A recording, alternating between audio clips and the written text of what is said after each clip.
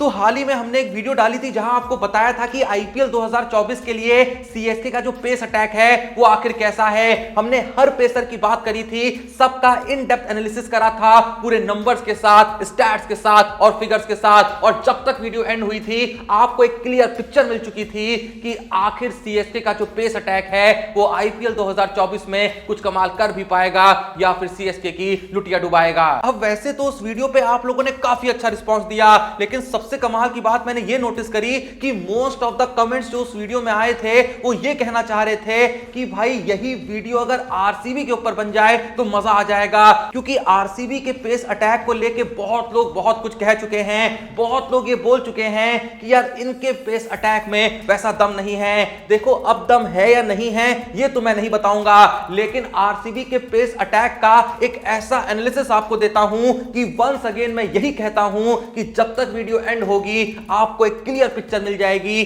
कि आरसीबी के pace attack में आईपीएल 2024 के लिए कुछ दम है भी या फिर ये भी बर्बाद होने वाले हैं। अब देखो मैं जानता हूं कि हाल ही में आरसीबी के बॉलर टॉम करन और रीस टॉपली को लेकर एक खबर सामने आई थी कि शायद थोड़ा सा इनका आईपीएल 2024 में पार्टिसिपेट करना डाइसी है। रीस टॉपली तो फिर भी कर लेंगे, लेकिन टॉम करन को लेकर यहां पे चीजें थोड़ा सा ज्यादा डाइसी है। लेकिन मैं यहां पे इस चीज को कंसीडर नहीं कर रहा हूं कि ये लोग बाहर हो जाएंगे। जो फिलहाल टीम में है मैं उन सभी का यहां पे एनालिसिस देने वाला हूं, तो आओ यार शुरू करते हैं। तो देखो सबसे पहले अगर मैं आपसे यह सवाल करूं कि आईपीएल 2024 में आरसीबी की पेस अटैक का लीड बॉलर कौन होने वाला है, तो देखो आंसर बहुत ही साफ है, मोहम्मद सिराज। इसके अलावा अगर यह देखें कि आरसीबी में वो कौन से ऑलराउंडर्स हैं जो पेस बॉलिंग कर सकते हैं, तो एक ऑप्शन है कैमरून ग्रीन का, दूसरे ऑप्शन है टॉम करन। इससे आगे बढ़े और देखें ओवरसीज बॉलर्स यहां पे कौन से हैं आरसीबी के पास, खासकर ओवरसीज पेस बॉलर, तो रीस टॉपली हैं, अल्जारी जोसेफ हैं और लोकी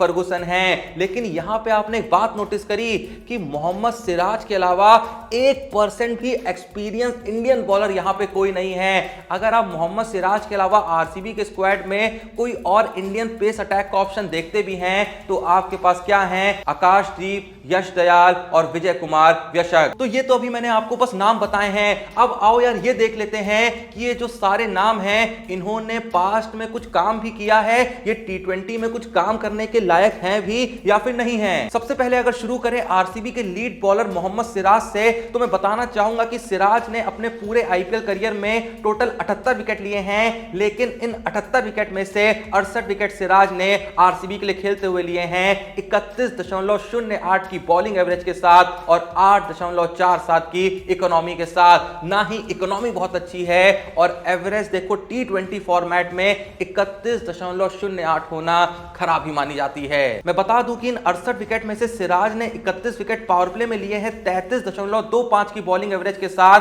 15 विकेट लिए हैं मिडल ओवर्स में यानी 7 से 15 ओवर के बीच और 32 विकेट लिए हैं डेथ ओवर्स में यानी 16 से 20 ओवर के बीच। मतलब इससे ये तो जरूर पता चल जाता है कि मोहम्मद सिराज जितना इफेक्टिव पावर प्ले में है उतना ही इफेक्टिव वो मिडल ओवर्स में भी हो सकते हैं और उतना ही लगभग इफेक्टिव वो डेथ ओवर्स में भी आ सकते हैं। अब देखो अगर हम आरसीबी के लिए उनकी बॉलिंग एवरेज को देखते हैं जो कि जैसा मैंने आपको बताया 31.08 की है, तो निराशा तो होती है, लेकिन हमें यह भी पता है कि मोहम्मद सिराज ने पिछले 1-2 साल में ही अपनी बॉलिंग में एक मैसिव ग्रोथ पाई है। यही रीजन है कि जब हम मोहम्मद सिराज के ओवरऑल टी20 करियर पर नजर डालते हैं तो क्या देखने को मिलता है कि मोहम्मद सिराज ने अब तक 143 टी20 विकेट लिए हैं और ओवरऑल टी20 करियर के पर्सपेक्टिव से उनकी बॉलिंग एवरेज भी काफी नीचे आ जाती है 24.55 पे। तो ये कहने में सच में कोई शक नहीं होना चाहिए कि मोहम्मद सिराज ही आईपीएल 2024 में आरसीबी के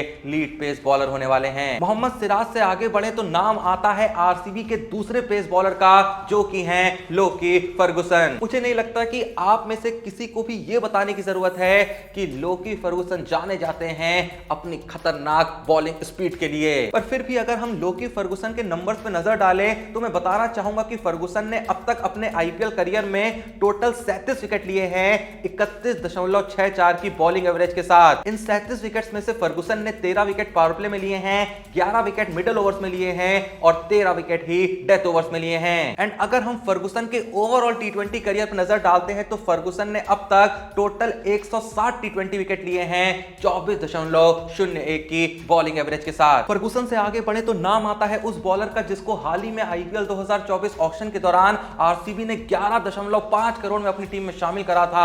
हां, मैं बात कर रहा हूं अल्जारी जोसेफ की। अल्जारी जोसेफ ने अपने पूरे बॉलिंग करियर में टोटल 20 विकेट लिए हैं 28.8 की बॉलिंग एवरेज के साथ। आप में से बहुत लोगों को अल्जारी जोसेफ का आईपीएल का डेब्यू मैच तो याद ही होगा जो उन्होंने मुंबई इंडियंस के लिए खेला था, जहां उन्होंने मात्र 12 रन देके 6 विकेट लिए थे और इसे आईपीएल हिस्ट्री का बेस्ट डेब्यू भी बना दिया था। वैसे यहां पे मैं आपको एक बहुत ही कमाल की बात बताऊं, तुम जानते हो अल्जारी जोसेफ के अलावा आईपीएल हिस्ट्री में ऐसे 2 ही बॉलर हैं जिन्होंने एक ही इनिंग में 6 विकेट अपने नाम किए हों। चलो अच्छा नाम भी बता देता हूं, उनका नाम है एडम जंपा और सोहेल तनवीर। लेकिन जहां हम बात कर रहे थे अल्जारी जोसेफ की, तो मैं बताना चाहूंगा कि अल्जारी जोसेफ ने अपने पूरे आईपीएल करियर में जो 20 विकेट लिए हैं, उन 20 विकेट में से 12 विकेट डेथ ओवर्स में आए हैं। और वहीं पे अगर नजर डाले अल्जारी जोसेफ के ओवरऑल टी20 करियर पे, तो 124 टी20 विकेट अपने नाम करे हैं 24.66 की बॉलिंग एवरेज के साथ। अब फर्गुसन और अल्जारी जोसेफ के अलावा हम बाकी ओवरसीज पेस बॉलर्स पे नजर डालें तो आओ 1 मिनट के अंदर सबकी तुम्हें गणित यहां पे समझा देता हूं।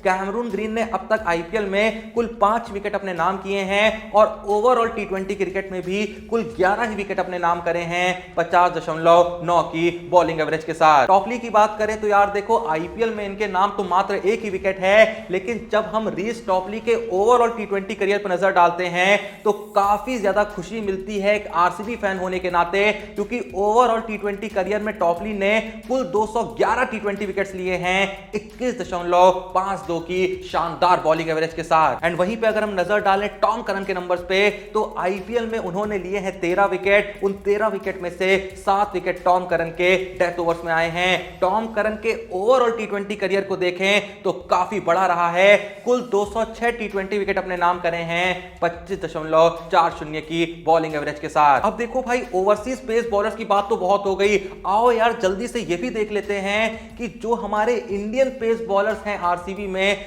आखिर वो कुछ काम के हैं या फिर बस नाम के हैं। सबसे पहले देखो, अगर शुरू करें यश दयाल से, तो भाई नंबर्स इनके बहुत ज्यादा निराश करते हैं, क्योंकि अब तक उन्होंने आईपीएल करियर में टोटल 13 विकेट लिए हैं 35.46 की बहुत ही घटिया बॉलिंग एवरेज के साथ। एंड वहीं पे अगर यश दयाल के ओवरऑल टी20 करियर को देखें तो टोटल 38 टी20 विकेट लिए हैं 29 की बॉलिंग एवरेज के साथ। इससे आगे बढ़ते हुए अगर आकाशदीप के नंबर्स पे नजर डाली जाए तो आईपीएल करियर में कुल 6 विकेट लिए हैं 44 की बॉलिंग एवरेज के साथ, और ओवरऑल टी20 करियर में कुल 48 विकेट लिए हैं 22.81 की एक डिसेंट या फिर कहें एक अच्छी बॉलिंग एवरेज के साथ। लेकिन अब मैं जिस बॉलर की बात करने वाला हूं उसका नाम सुना तो बहुत लोगों ने नहीं होगा, लेकिन मेरी बात को नोट करके रख लो कि आईपीएल 2024 में अगर आरसीबी के लिए इसने ठीक ठाक 7-8 मैचेस भी खेल लिए तो आरसीबी के लिए one of the best bowler यही साबित होने वाला है। मैं बात कर रहा हूं व्यशक की, जिन्होंने आईपीएल करियर में तो कुल 9 ही विकेट लिए हैं 28.11 की बॉलिंग एवरेज के साथ, लेकिन हाल ही में जो इसका फॉर्म चल रहा है ना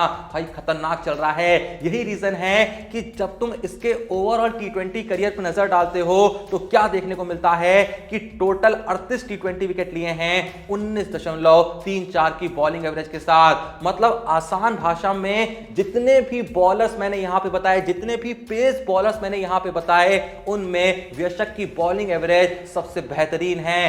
खैर, अगर हम इसको 2 कैटेगरी में बांटें कि ओवरसीज पेसर्स में सबसे बेहतरीन यहां पे पेसर कौन है, तो नाम लेना चाहूंगा रीस टॉपली का, क्योंकि नंबर्स भी सबसे बेहतरीन उन्हीं के हैं। और वहीं पे अगर बात करें कि इंडियन बॉलर्स में नंबर सबसे अच्छे किसके हैं, तो भाई वो कोई और नहीं, वो व्यशक ही है। खैर, जो भी ये वीडियो देख रहा है एकदम सच बताना कि कौन कौन यहां पे विजय कुमार व्यशक को जानता है, मतलब बॉलिंग देखी है उसने आईपीएल में, रिकॉल कर पा रहा है कि कौन है आखिर वो, कैसे बॉलिंग कराता है। अगर तुम जानते हो तो भाई कमेंट सेक्शन में जरूर बताना।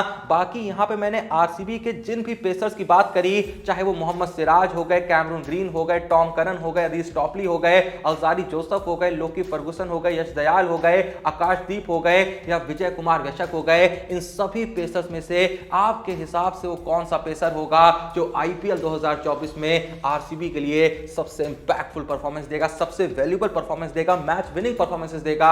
जो भी नाम आपके मन में आ रहा है कमेंट सेक्शन में जरूर बताइएगा। और लगे हाथ ये भी बता दीजिएगा कि कौन सा पेसर होगा जो इनका बुरी तरह कटवाने वाला है। प्लीज भाई, जो भी नाम आ रहा है कमेंट सेक्शन में जरूर मेंशन करिएगा। बाकी जाते जाते वही एक छोटी सी रिक्वेस्ट के डिस्क्रिप्शन में दिए हुए लिंक से हमारे Telegram channel cric time with Joshi को जरूर ज्वाइन करिएगा, जहां पे क्रिकेट वर्ल्ड की ऐसी ही बातें जैसे हम आपको वीडियो में बता रहे हैं, ऐसे ही नंबर्स, ऐसे ही फिगर्स, ऐसे ही फैक्ट्स, ऐसे ही गसब ट्रेंडिंग अपडेट्स, ऐसी ही नॉलेजेबल बातें क्रिकेट को लेके हम आपके लिए लाते हैं उस टेलीग्राम चैनल पे, जो आपका जो क्रिकेट का दिमाग है उसका लेवल यहां से यहां पहुंचा देता है। तो भाई एक बार जाके बस क्लिक करके देखो, फ्री में ज्वाइन करके देखो, सब कुछ वहां पे आपको नॉलेज फ्री में मिल रही है। तो बस भाई हम जो ढूंढ के रिसर्च करके आपके लिए ऐसी बातें ला रहे हैं, हमें थोड़ा सा सपोर्ट करिए ताकि हमको ही प्रोत्साहन मिले ये देख के कि भाई ज्यादा से ज्यादा लोग यहां पे ज्वाइन कर रहे हैं। तो प्लीज जो भी वीडियो देख रहा है टेलीग्राम चैनल को डेफिनेटली ज्वाइन करिएगा, वीडियो पसंद आई लाइक करिएगा,